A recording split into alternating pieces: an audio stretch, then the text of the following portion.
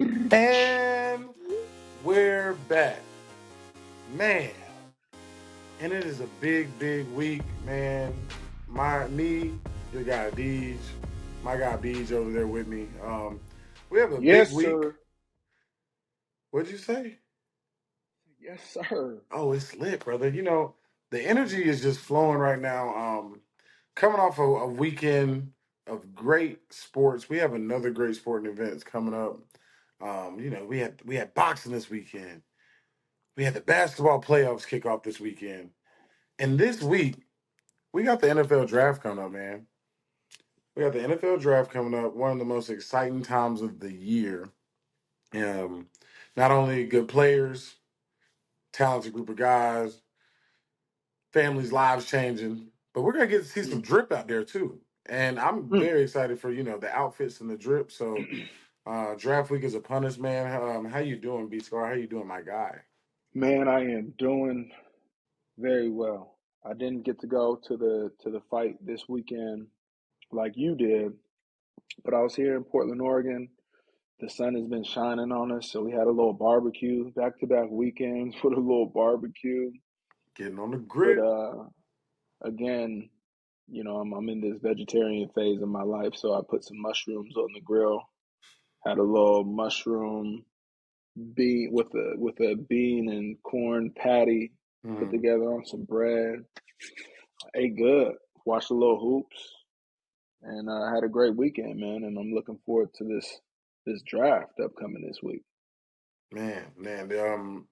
So the Trailblazers are not in the playoffs. But do you have a team that you're looking for? Are you watching someone right now? Are you watching anybody? um, Man, I just want to see some good basketball. I feel that. This is I like feel the that. Yep. time of year that I actually like watch. I haven't really watched much hoops this whole all season.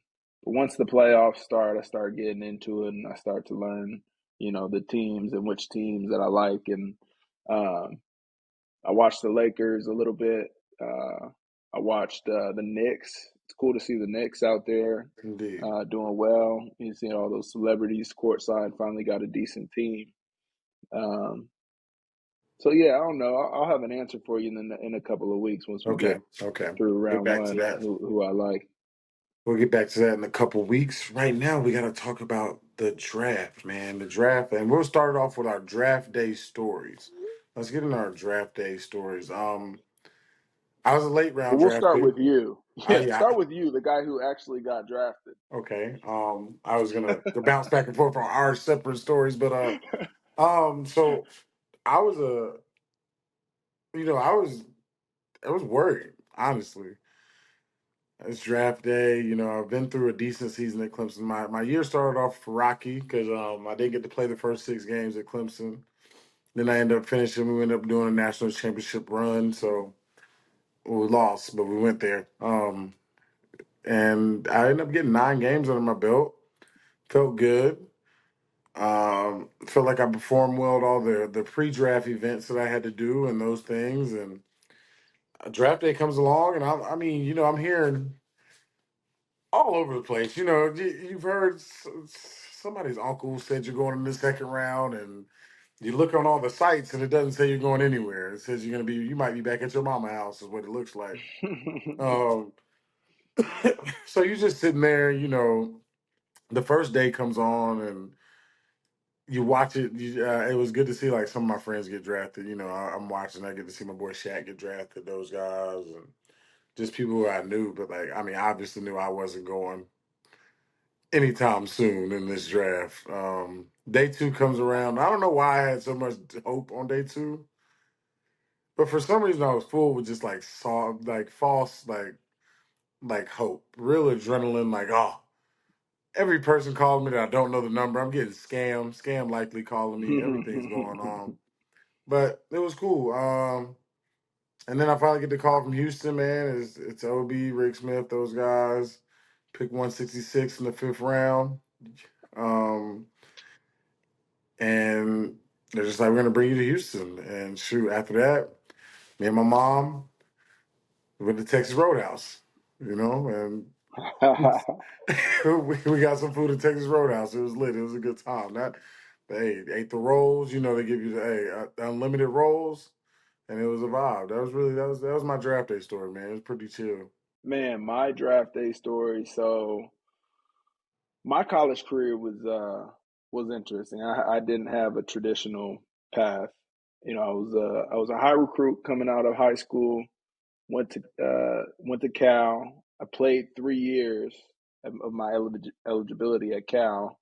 I had to redshirt 1 year because of an injury, so I took a basically like a medical redshirt, and I was super injured all throughout my college career and my high school career, just like season-ending injury after season-ending injury.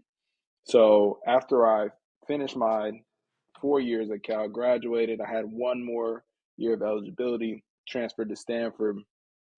And for me, like I had the talent, I had the size, I had the tangible measurements and all measurables and all of that. But for me, it was all just staying healthy. So Stanford went through the whole season, played every game, played in the D line. I really played out of position. I was playing four tech all the way down to basically like zero, but always played a shade.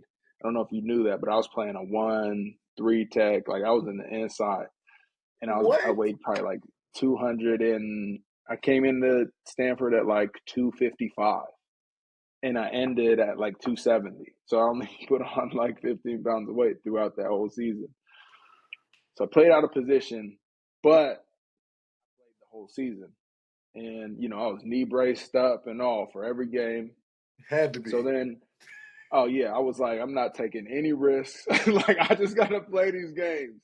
The production will come. I had a few sacks. I showed my speed, athleticism, all that. So boom, we get around to like, the kind of draft process. My name wasn't really in the mix to get, as a high draft pick. There was maybe some chance of being a late round, like a seventh round pick. And I had a few teams that had called me and were like, "Hey, we're likely not going to draft you, but if you're still around after the draft, we'd love for you to come in for a workout." So sure enough, went through all 3 days of the draft, didn't hear my name. By the last day, I was just over shit because I'm just, my pride is hurt. Ego is just Yeah. salted all over. Feel like guys are going who, I feel like I'm better than, and I was feeling like I was an underdog at that time. So I just, I stopped watching the draft, and sure enough, after it was over, one of the teams who had told me they would call me, they did. And Houston called me, and I came into a rookie minicamp where Deej and Beach paths first crossed Hmm. back in 2016, and they liked me. They invited me to the veteran minicamp and then training camp, and made the 53 man, and we were off to the races. Dude, that it's interesting that you say that because now that I think about it, the rookie minicamp is only 3 days, huh? You like gotta like get invited to stay back. Like there's people who are just gone after those couple of days, Oh right? yeah, oh yeah, bro. So that's an interesting story too, because when I finished the rookie minicamp, I still had school to finish up. I was Yeah, in I the remember. master's I program back remember. at Stanford, I and remember. so Coach O'Brien and Coach Brable were like, "Yeah, for sure. Like, go finish up your Stanford masters. Go do that. Come back for like later OTAs and catch veteran minicamp." So we had the plan. So I was actually on that bus after rookie minicamp with the guys who had got cut. Oh, They're looking at me like, "Oh, you got cut too." I'm like, "Nah, bro. I'm just going to finish school. I'm you, about to be back. I'm about to come right back, bro." hey, you should have played it off like, yeah, yeah, man. I gotta go back. Stanford, gotta go get Yeah, this degree, yeah, man. man. It didn't work out, bro. We gotta go finish it. That's cold. That's cold. Oh man, that's a wild process in itself. That part, the rookie mini camp, because there's some people there who are almost just bodies, but then there's somebody who really like might pop your flash your eye and go crazy. But like that's wild. Was there a moment where you thought like, all right, I know where I want to go if I don't get drafted immediately. Like I have a plan of what I want to do. I had no idea, bro. Like I really didn't know exactly how this process was going to shake out. I knew that Houston was they had showed me the most interest throughout the whole process because I'd spoken to Coach Vrabes. Hmm. Other teams, I just talking to the scouts, but Vrabel was the linebacker coach, and he actually took the time to call me. So I had a feeling that like, okay, Houston, they're the hottest on me right now. Yeah, And then actually, when it ended, it was between Houston and Pittsburgh. And those were really the only two teams that like had interest to even come in for a rookie minicamp. yeah. Which I'll get to that Pittsburgh story later on.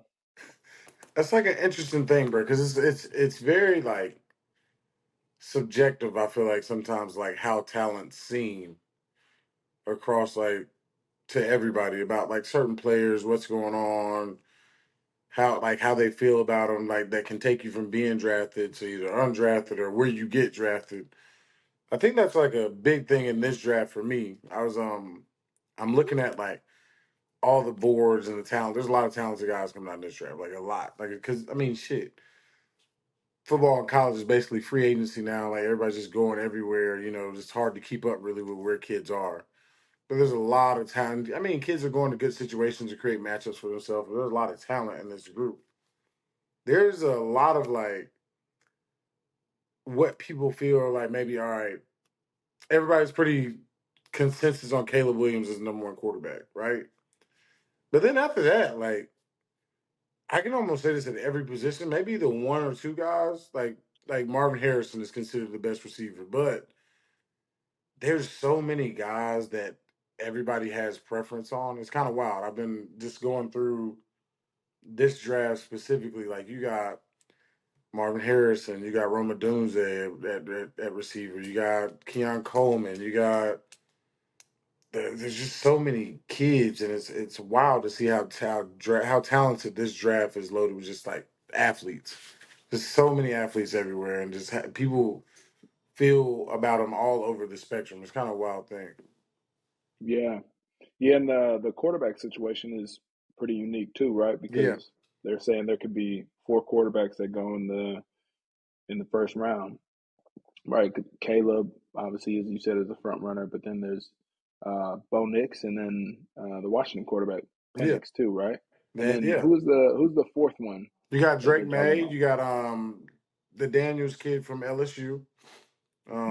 Right. There's a lot of killer. Well, that's the thing. It's like that's why I would say it's so subjective. And then you got like the kid from Washington. He's won so much. Why is he not considered the top guy? Like or JJ McCarthy. People have mixed views on him, but you got him. He's still up there on that top of that list too. So there's a bunch of quarterbacks. There's like 6 or 7 of them that are talking that could go in that range. Do you feel like Caleb Williams should be the hands down number one pick?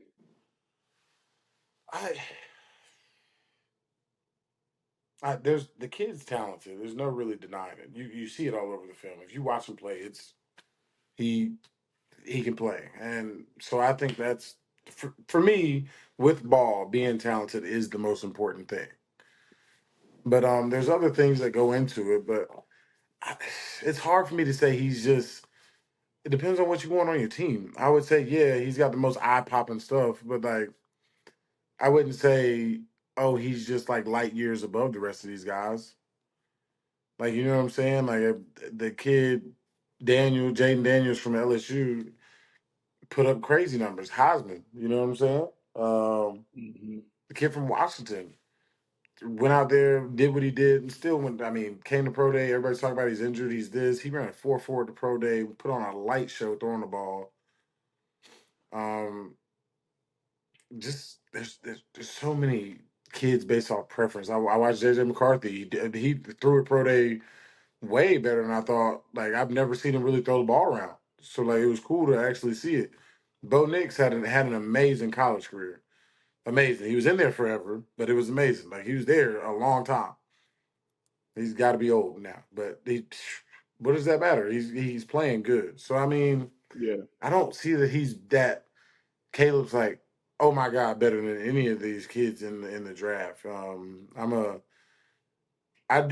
I think Drake May might be the biggest project in out of the quarterbacks that they have ranked at the top because he wasn't really surrounded by, I wouldn't say talent, but I would say guys who Sunday level talent.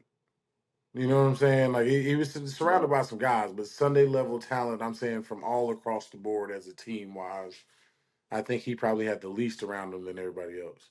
Yeah, I feel like the quarterback position is tough, man, Quarterback is because tough. there's so the intangibles arguably are more important than the Hmm. tangibles, right? It's like obviously you got to have the arm strength, the accuracy. You got to be able to make the throws all over the field to be even considered a first round draft pick. But then beyond that, it's like, how do you measure leadership? How do you measure, composure? How do you measure the response to adversity? How do you Hmm. measure, I think the response to adversity is like a big deal, It's right? a Because huge thing. these teams are drafting them number one, like in most cases, they're about to step in to a team that's, more or less dog shit.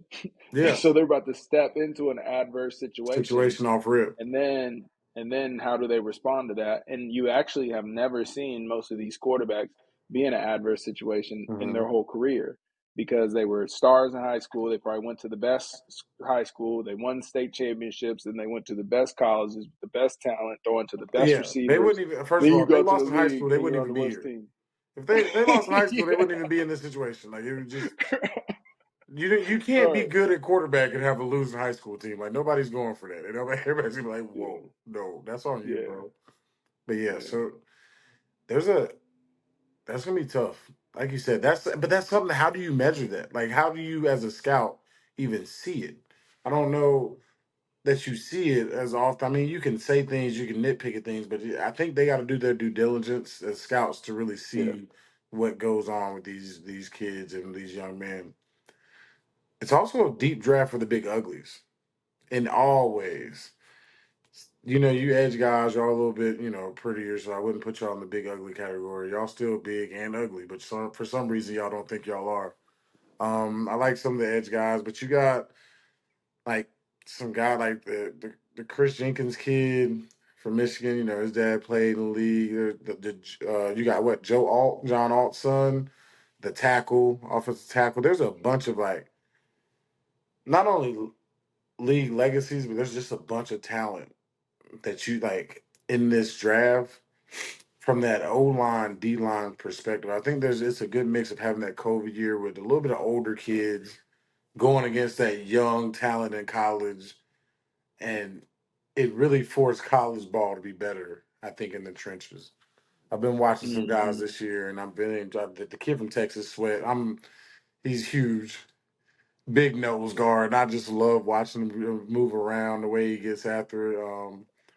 The kid from Florida State, Braden Feist, he's a sleeper. He really came on the end of the season. I told y'all Florida State had their backs up against the wall. They had to go out there and do their thing. He's really kid's talented. Also, the combine, bro. I feel like these kids are just getting super fast nowadays. Like I don't know if they speeding these lasers up, but these kids are like they're flying. Did you go to the They combine? fly. I didn't. No, I was a pro day guy. Okay, okay. 469, baby. Four Come on six. now. 269 pounds. Ooh, Getting after it. you Let's like that go. number? You like that 6'9", huh? Come on now. Like to live in that 6'9". Bro, you might be happy that you didn't go to the combine. Let me talk about the combine. Combine was a weird experience. We're Was it? very strange experience. I never thought like super highly of myself, like in that regard. Didn't think like about the combine, all that stuff. Like, hope I got invited. I did.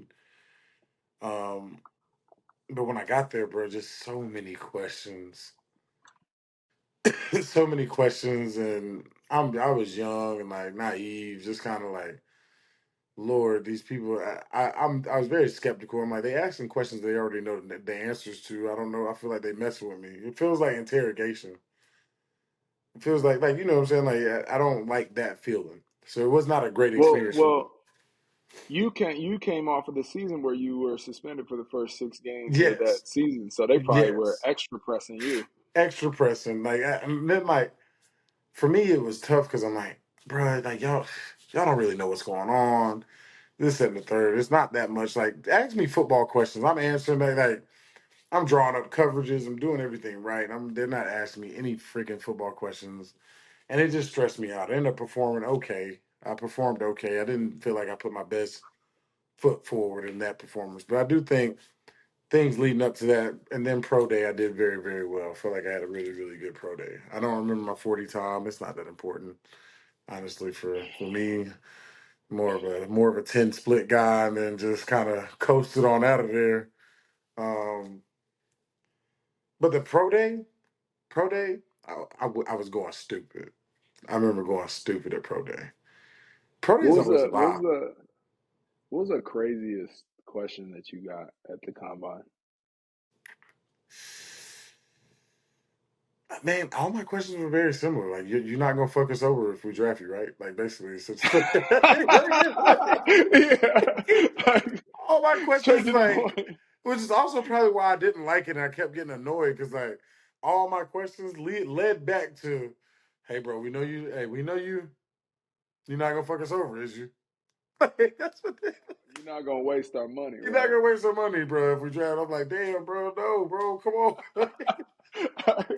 Yeah, I was going through some Understood. shit. I was going through some shit. I was a kid. Come on, bro. Like, all the questions led back to that. I was about to give millions of dollars to a 21-year-old kid. That's probably the question Facts, I would ask facts, too. facts. Like, you're not about to squander this shit, are you? No. And then, bro, what's crazy is like, you go to the combine. There's so many coaches there. You got like coaches that like recruited you in like high school and shit like that, who are now on like NFL staffs and stuff.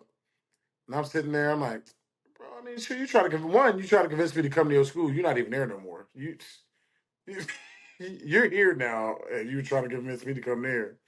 Two, like, man, you know me, bro. Don't be over here pressing me, asking me all these questions in front of these people like they know me like that too. Like, don't do that, bro. Don't be one of those guys. Like, crazy. It was long. I had a unique combine experience to say the least. I did get to stay in the train, however. The combine set up inside like a hotel that used to be a train station in Indy at Oh, that's Lucas Oil dope. Stadium. So I got to stay inside like one of the train compartments. So that was really cool. That's cool. That's cool. Well, I feel like when you talk about the big uglies, right? Mm-hmm. And you talk about like these skill positions, especially in the trenches, offensive tackle, nose guard, defensive line, edge rusher.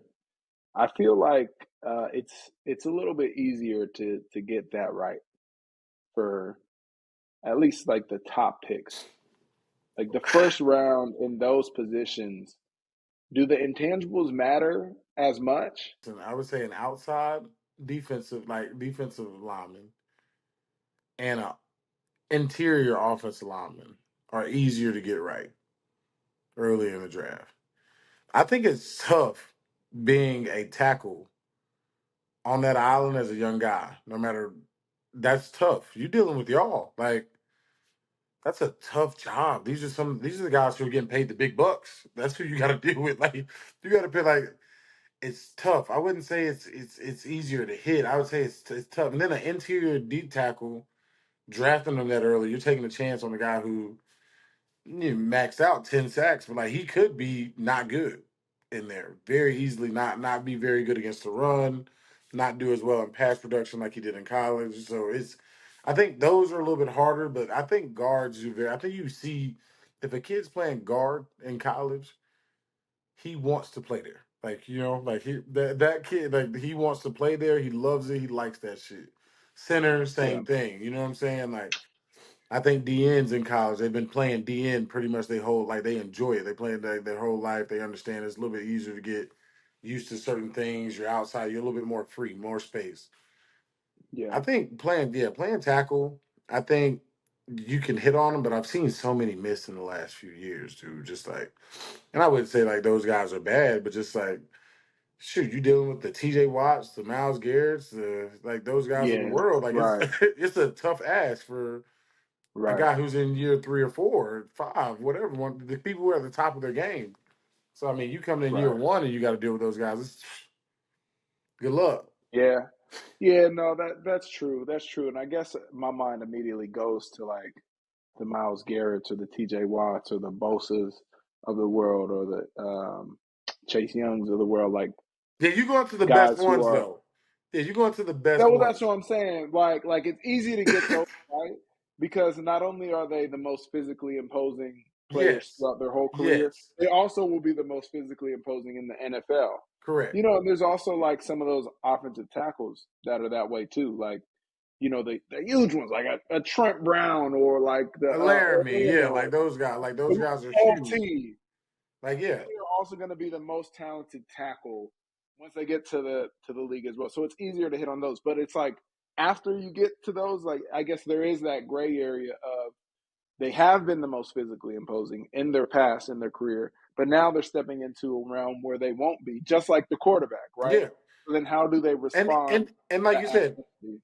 even if they do, they might not have the intangibles like you started talking about to respond. Like they still Yeah. might be physically imposing. Like what's the one kid in New York? I haven't gotten to watch chance to see him play, so I don't want to judge like anything he's Thibodeau? been playing. No, Makai Beckman. He's huge. No Okay. matter where you slice it, anywhere you put him, anywhere in the country, he's the biggest person around. And I mean, I haven't watched as much. I don't know what's going on, but that kid, you don't know. Like that's what I'm saying. It's hard to like judge like Right. those I got you. intangibles. Like what is he gonna do? Is he gonna, you know what I'm saying? Like it. Laramie slid because of an unfortunate incident, but like did they know anything else about his intangibles they didn't like, or this, that, and the third? Like, what did they know? What I think that's the hardest part. I would say as like a GM or like those people evaluating talent is figuring out when someone like is gonna click or quit on you, or how are they gonna Yeah. respond? Are they gonna try to get Right. the best out of it, or this, or like those Right. things are because only really you don't know that until you're around a person. Yeah. Yeah. Yeah. No doubt. And you've been No through doubt. those realms with the people and that sort of thing. So I mean, and it's kind of hard to judge. I think that's probably why they ask those crazy ass questions and try to mess with people and mess with things. But I mean, I don't even know if that's still a good measurement of it because I mean, just because you got Yeah. somebody upset doesn't mean that they're not going to go out there and ball out on the football field. Yeah. Some people need that thing. It's interesting. Right. Right. Right. Yeah. Yeah. I mean, I think that trying to mentally rattle somebody in a in a room or see how headstrong they are. I guess that's one way to figure out if they're going to be able to stick with you through a grueling season. But I think just like the intangibles of like drafted guys, though they can be hard to uncover. I think that's why you see undrafted guys every Hmm. year shine Yeah, because of those same reasons. Like they weren't able to identify, oh, this dude actually has the quality that I'm looking for. Because to your point, correct. sometimes you got to spend time with a guy, and especially like after you get, I guess through like that third round, those fourth through seventh rounds, plus you're like top undrafted guys, the talent margin is super thin. Where Super it's like thin. you're looking at the same size, you're looking at the same speed, all the measurables are essentially the same, and then that's when the intangibles really make a But big yeah, difference. as a GM, you're almost trying to guess the intangibles at that moment. Like, Hmm. well, then my biggest thing has always been, all right, well,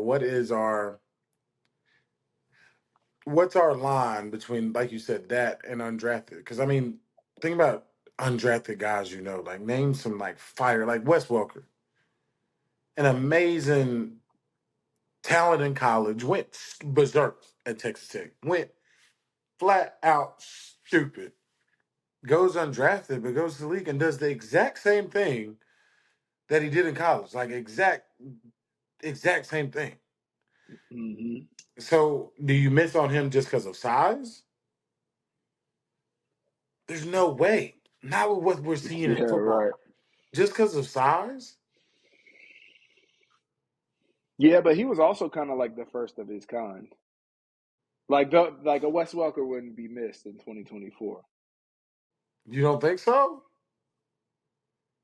I mean, I don't know. You don't think so? I don't know, man. Because I mean the importance of that slot receiver. now since Wes Welker.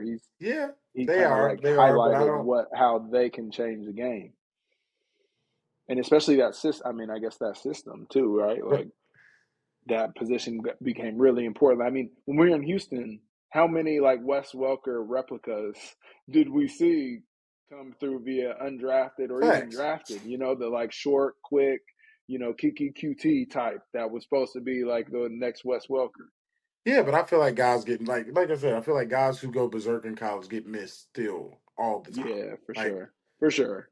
And and it I wasn't don't. even We just can't him. tell for what reasons that they get missed, but like shoot, Yeah, I don't know. Some of my favorite players all time were undrafted, man. Like I'm a big James Harrison guy. First of all, I mean, it got big, big James. Just the weight eating, the lifting, the man. Just man, I can say that now that I don't play with Cincy. The man, yeah, dog, yeah, just woo dog. But like there's I just don't know how guys get missed, and I don't know what they do. Like yeah. you Bro, could like, yeah, James Harrison was for sure one of my favorite players coming up for the same reason, right? Because uh, my dad and I we used to like to watch the Steelers Ravens back in the day when it was Palomalu and Harrison and Roethlisberger against Ray Lewis and Ed Reed and Flacco and the boys. Just be a physical, just dogfight. And all fair. my dad was a Ray Lewis fan, and I just liked like physical ball. I was playing linebacker, and James Harrison was a monster, bro. And like earlier when I was talking about when I came out for um, when I started getting calls after the draft, it was Houston and it was Pittsburgh. And the deciding factor for me for not choosing Pittsburgh, well, Pittsburgh kind of like fell off the wagon, but I wasn't going to choose Pittsburgh because I had a conversation with Joey Porter. Joey Porter was a linebacker coach at the time, and he called me. He said, "Hey, we want you to come into rookie minicamp. Kind of be like a preferred undrafted rookie, whatever." And I was like, "Okay, cool. Well, love the Steelers. Love what you guys are doing. It's an honor that you called me. I just want to make sure that like, I have a chance to compete and really make the team." And Joey was like, "Oh yeah, I mean, we got this 38-year-old linebacker on the team that like I don't know if I was you, I would come in and say I'm about to take your spot." I'm like, You thinking in your head, who? 38? Who is he talking about? Bro. And it came to me, I said on the phone, I was like, "Are you talking about James Harrison, bro? Are you saying that I'm about to come in as an undrafted outside linebacker? Y'all about to give me James Harrison's spot?" I said, "Nah, bro. I'm going to Houston." And this how you want me to talk to him? What are you talking? Stop it. Stop it, man. Are you trying to get me killed, dog? Yeah, man. No. No shot. We got this Um, 38-year-old on the team who, I don't know. If I was you, I'd come take his spot. bro, what? Are you trying to get me hurt, dog? This guy, all right. He got to be on your all-time undrafted team. James Harrison got to be on there. Easily, bro. Easily. At the top. If you had to come You up got with a Wes team, Welker. who you got? I like Wes Welker, Antonio Okay. Gates. Yes. Um, you got to go with Well, Kurt Warner, right? yeah. Super Bowl champ. Brian John Peters. Weeks. I got to add John Weeks on the mind, baby. John Weeks. Shout out to my guy, and John Weeks on the legend. A legend in John my Weeks. eyes. Brian Peters. Come on, man. Hey, BP. STs. STs. My What? dog, Kaimi Fairburns. Still doing his Kaimi was thing. drafted, bro. Don't disrespect Emi. No, he wasn't. Yes, he was. No. Emi wasn't drafted? See, I don't think so, bro. He was redshirted though in the league, boy. Why I think he was drafted? He was supposed to. He was like right there. I was our last pick of that year, Mm, so hey, he was not drafted. you got to put him on the list then, for sure. The men's Yeah, I kicking mean, his if we're ass talking off like, I mean, but kicker, it's probably a little bit easier for kickers. There's a bunch of kickers out there who've had like legendary careers that went undrafted. for sure. Punters too. Who I gotta go more in my bag. Who we got? I got Kurt Warner. He's got to be the undrafted quarterback. I don't know. I can't think of this. I can't think this far, man. I just I know the ones you talk like Wes Welker is one of my big guys undrafted. There's a lot of people who like because it doesn't matter, right? Like once you get in and you're playing, nobody's like going back to look up like, oh, when was he drafted? Like, you know what I'm saying? Like, oh, this and the third. Like, and it does to the player because that player always carries that damn chip on his shoulder. I will forever carry that chip of No, for being a fifth sure. round draft pick or anybody else who didn't get drafted where they felt like they should get drafted or went undrafted will always carry that chip. But to the fans, when you're out there balling, ain't nobody Googling it. Ain't nobody going to be Yeah, like, right. ain't nobody going to be like, Yeah. damn, bro, did you know he's undrafted? Like, everybody's just like, man, Kurt Warner out there slinging that ball around. And if somebody No, for sure. and if somebody happens to tell them in passing that he was undrafted, they'll be like, oh my God, for real? Or unless they've seen that damn movie. It's a good movie, by the way. If you haven't seen it, check that I out. haven't seen that. It's a good I movie. haven't seen it. It's a good story, dude. It's a super good story. Really good. No, I think you're right, man. At the end of the day, once they put that ball down, it really doesn't matter. I would say I would say that who gets it the worst are those top draft picks. They're reminded repeatedly Yes, that they were a first or second often, round draft pick very often. by the coaching staff, by fans, The media, everybody. for how much we paid you. Hey, we drafted. Look at Peters over there. We didn't draft that guy. He's fucking balling. We drafted you in the first round. What are you doing? You're like, damn, like you can't catch a break. Say that's a good part about being undrafted is you can pull that underdog card. And I will say But that some coaches, not gonna name any names, they'll make you feel like if you didn't go in those first 4 rounds, you might as well have been undrafted. I remember that was a highly thrown around quote where we were. It was, hey oh yeah, man, you were basically undrafted. Like damn, dude. well, Coach OB would go around the room. Hey, Scarlett, what what round were you drafted? I was undrafted, Coach. Oh, Oh, call Dylan, call. What round were you drafted? I was drafted in the eighth round. Oh, ha, that's what I thought.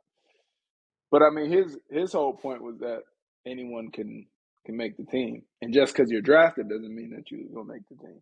that's a fact. That's a fact. He was letting you know if you weren't in those first couple rounds, you was closer to the undrafted guys than you thought you were. You No were. doubt, no doubt. Yeah, hey, that talent margin is thin. Thin. He let you know off rip is thin. So ain't Nate leave. Dude, but Paper I'm thin. I'm excited for these guys. There's so much. I actually get unique chance tomorrow to go talk to some guys that are in this draft class. So I'm super excited about it. Oh, But that's just dope. yeah, just about stuff that, I would have told myself once getting into this league or with this opportunity. I guess I would have told myself just like I feel like I've done a decent job of this. Just take full advantage of it. Keep your faith, whatever that is, the main thing, and keep ball the main thing. Like this, you have an opportunity to really change not only the the things for that organization on the front of your jersey, but the legacy of that last name on the back of your jersey. And I think that is the most important thing when it comes to this opportunity. You're about to play a game that you've been playing since you were a child. Make money for it and do something that you truly love it, and make a bond that's going to last forever with some guys that are going to are going to be like-minded people with the way you would think. They're going to be aligned with the way you think. They're in your professional sport and you work together. So I think the biggest thing is just take advantage of all of it, man. So just take it all in. You're not going to be able to grasp everything. Find your lane, and really, like I said, just keep ball the main thing. Be a we guy, not a me guy. make sure that the team's taken care of, and things. I think things will fall in place wherever those chips may be. If you put in Mm, your best foot forward every day, and that way you'll be all right. yeah, yeah. Hopefully those kids soak up that game, man. I hope so. I hope so, man. I don't. You know how I be. You're young. I mean, you halfway listening. You trying to. So hopefully they catch the good parts. Yeah, I'm not right, gonna right, sit here right. and act like I was just sitting there just locked in on everybody who was talking to me. But like, I think that I paid attention to some of the most important parts and try to take those a long way. So hopefully those kids, they can we can tap in, they can lock in, and it's gonna be a good time. Yeah. Well, I tip my hat to you, brother, for Thank you, sir. sharing the inspiration to the youth, to the young bulls coming up. You know, because obviously you've been blessed to play this game for a long time, and wasn't without having mentors and Hmm. people that had already done it that could give you the game and give me the game too. As as I went and played my career, I had a lot of folks, whether it be coaches or older guys, who gave me advice and either told me the way or showed me the way. Um, and whether it be drafted or undrafted, I could speak on the undrafted portion. I just remember when I was going through that rookie mini camp and I was going through OTAs and veteran mini camp, how for me it was all about, like you said, put your best foot forward every rep. Don't don't take a rep off. Don't take a practice off. Don't go through a week full of workouts and feel like you didn't put your best stuff out there, because it all counts. Hmm. The way that you study a playbook, the way that you run those sprints, the way you hit the bag, everything counts, and and someone's watching the whole way through. And for me, it was like, they always say, like, the that quote, never let them see you sweat. For me, it was like, never let them see you lose. Like, I'm not trying to lose any rep, even if it's just me against that bag. Like, I'm winning that I'm rep. winning that rep. I'm gonna win that rep, because at the end of the day, if they have to decide between me and another guy, which inevitably they will, how many times did we see Brennan Scarlett lose? We Hmm. actually haven't even seen it. How many times did we see him, you know, have a mental mistake? We ain't seen that for weeks. Like, that's the type of conversations who I inherently knew that's what they're gonna have in the conversations, and so in those rooms when they're making the decisions. So I think you hit the nail on the head, man. Put your best foot forward every day, and then understand, especially if you're an undrafted dude, it's like, man, they already think you ain't gonna do it. You ain't got nothing to lose at this Nothing to point. lose. Nothing to lose, brother. Go out there and do your thing. You can't make every play, but you can win every rep. For sure, You can for find a sure. I way. mean, you're in the hardest, what they say, the hardest job in the world, and you got the ability to go out there and prove some people wrong, because they Yeah, and you already already think at the that you ain't gonna interview. do it. Hey, you at the interview, dog. You here. Yeah, now you just blow that shit out the water. Go do your thing. Do your thing. So shout out to all those guys who got a chance to really, like, you at the interview now. It is the hay, what the coaches say, the hay's in the barn. Ace in the The barn. hay's in the barn. Gotta No go matter what way you ball. think about it, the hay's in the barn, guys. Nothing more you can do right now. Just know whether your name is called or not called this week. Good luck to you in this next journey, and just know that it's not over because the hay's still in that barn. So you might as well light it up. Keep going for That's an sure. absolute fact. That's an absolute fact. Well, let's end this show, Deej, with What our we best got? quarterback drafted number one since 2000. There's a bracket here. Would you like me to Yes. list off the candidates? Yeah. Go ahead and listen. I already know who I got in my head. Who I'm going with. I know Okay. how I feel about Eli this. Manning, Eli Manning, Alex Smith, Michael Vick, Baker Mayfield, Andrew Luck, Cam Newton, Joe Burrow, Matthew Stafford. These are all quarterbacks who were drafted number one pick since 2000. Which of these quarterbacks would be standing champion if it was a bracket of who was the greatest one? Who would be in the championship though? Let's give it that, and then who Okay, would your champion be? Eli, because he's got a ring, bro. He's got two of them. He beat Brady twice in those rings. Oh man, the other ones. Oh my goodness, it is. Joe Burrow's been there. Matt Stafford's been there. One, Are you twice. going straight off rings? It's got No, to be a ring. because who I'm picking is my guy, and everybody's not the biggest fan, but I be Superman. Damn, Cam Newton. I need him. Oh, I you got need Cam Cam Putin. Newton. I got Cam Newton versus Eli in my championship, dog. I need Give me Cam, baby. Give me Cam. Also, one of the greatest college players ever Dragging them played. little dudes. You see Cam Drag, dragging hey, them little dudes a few bro, weeks you don't ago. know how it was being in Carolina. He just there everywhere.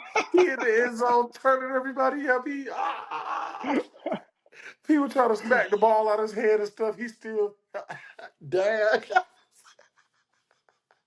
Cam Putin. Oh my dog, Cam Newton, baby, give him to me for Yeah, sure. he's fire. Cam is fire. I'm gonna have to go with. I'm gonna take Eli too, but I'm gonna have to roll with Andrew Luck in the championship with him. I can't be mad at Because Andrew Luck, bro. Can't be Andrew Luck mad at could him. really play that quarterback position, bro. He could, I'm also, I'm biased. I'm biased as a Stanford guy, but we were in that AFC South and we had the Colts. You know what I mean? And when bro. you see Andrew marching down on that final drive, we was we was a little shaky. Bro, when Andrew Luck slid on us on the sideline, I said, "You guys," I said, this is crazy." I said, he don't get no haircuts. He got a flip phone. He's out here running a 4.5 down the sideline on us. Who is this guy? Who is this? Who is this The dude? flip phone, no, for real. Who is this Real life dude? had a flip phone. Hey, bro, bro. I remember who was that said something, bro. They said they said, bro, Andrew Luck throws such a pretty football. Even when he throw picks, it's a spiral. That's why it's so easy to catch him. It's perfect. He throwing it right to you. Catchable ball. Hey, Andrew Luck was tough. Him and Ty used I to think get at us. he would have gone down as I think he would have gone down as one of the greatest if it weren't for the injuries and the early retirement. He was on his way, bro. They had something special going in Indy too. Him and Ty little janky ass. I used to be like, why we can't guard him? Like we can't stop this dude. He out there 5'11", 100 and fucking 60 pounds soaking wet. We can't stop him. Man, Yeah, he brought one up. Hey, Andrew Luck, see, he just didn't have enough time for me. I gotta go with my dog Cam, bro. My dog Cam Newton. Yeah, out of that list, I mean, I love Vic. All of us grew up off Vic, but I gotta go Cam. I gotta go Cam. Cam was special. I think God that's gonna. damn, man, it's the draft this week. It's the Let's draft. The go. D's gonna be lit. It's in Detroit too, In the in your D, new baby. city. My city. You know what I'm saying? The D's gonna be lit. No Diddy. It's up. I sent you that article earlier today. They say downtown Detroit's on the up and up. On the up and up. You might have to grab you a little building, Cuddy. Oh, I don't know if I can buy the whole building, Cuddy. We have to see what's going on first. But hey, Go ahead. it's a good Maybe a little week though duplex. to be a Lion as always, and it's a good week to be in Detroit. The energy's great. This draft's about to be great. About to see who my new teammates about to be.